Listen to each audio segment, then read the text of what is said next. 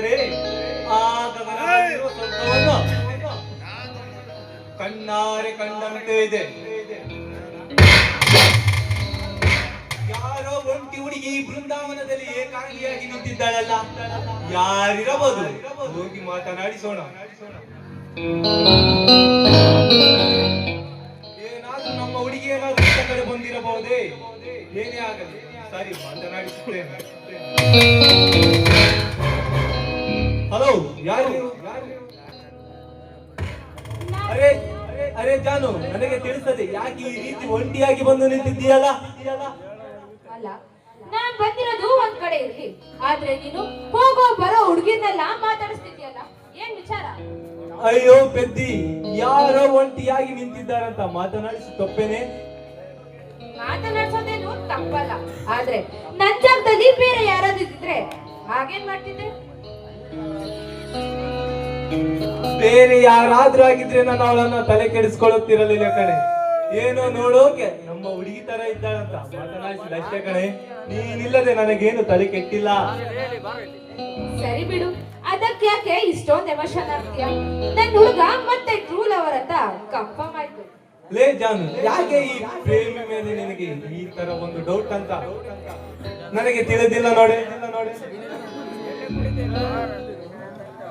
ಮೀಸೆಗೆ ಮಾನ ಹೇಗೋ ಮುಖ್ಯನೋ, ಬೆಳೆಗೆ ಅನುಮಾನ ಅನ್ನೋದು ಅದೆಷ್ಟೋ ಮುಖ್ಯ ಅಂತ ಗೊತ್ತಾಯ್ತು ಬಿಡು.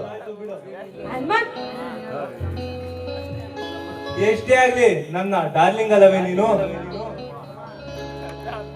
ಅನುಮಾನ ಅಂತ ಏನೂ ಇಲ್ಲ, ಆದ್ರೆ ನಾವು ಹುಡುಗಿರು ಈ ತರ ಮಾಡ್ಲಿಲ್ಲ ಅಂದ್ರೆ ನಮ್ಗಿಂತ ಸುಂದರವಾಗಿರೋ ಹುಡುಗಿರಿಂದೆ ನೀವು ಹೋಗ್ಬಾರ್ದಂತ. ಲೇ ಅಯ್ಯೋ ಪೆದ್ದಿ, ಎಂತ ಸುರ ಸುಂದರಿಯನ್ನು ನೋಡಿದರೋ ಮುಂದೆ ಓಡಿ ಹೋಗುವಷ್ಟು ಅಯೋಗ್ಯನಲ್ಲ ಈ ಕಿಚ್ಚನ ಹುಡುಗ. ಈ ಕಡೆ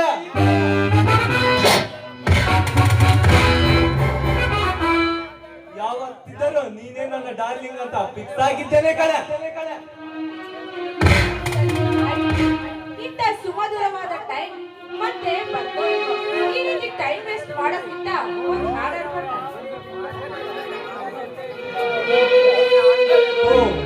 ಹೌದಲ್ವಾ? ಒಂದು ಕ್ಷಣ ಯೋಚಿಸೋದೇ ಬೇಡ.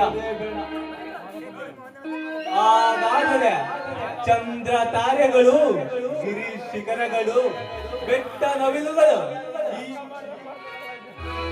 ಈ ಪ್ರಪಂಚದಲ್ಲೇ ಎಲ್ಲ ಜೀವರಾಶಿಗಳು ನೋಡಿ ನಮ್ಮನ್ನು ನಾಚಿ ನೀರಾಗುತ್ತವೆ.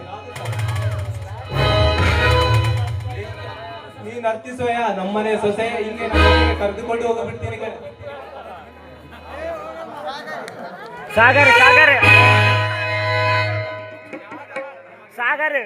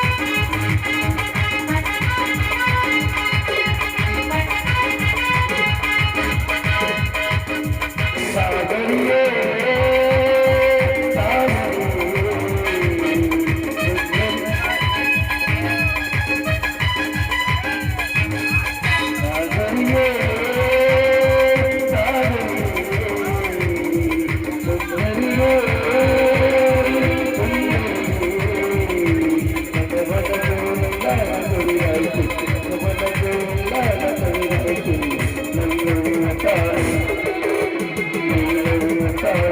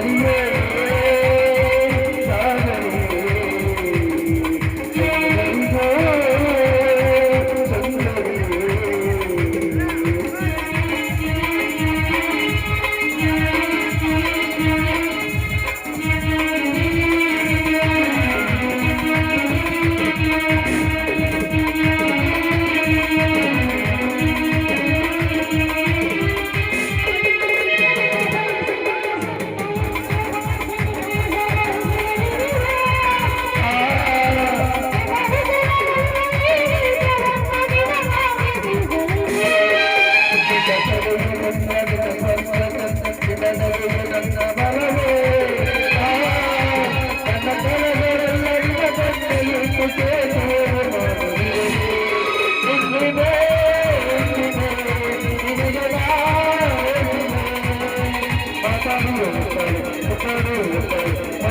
you.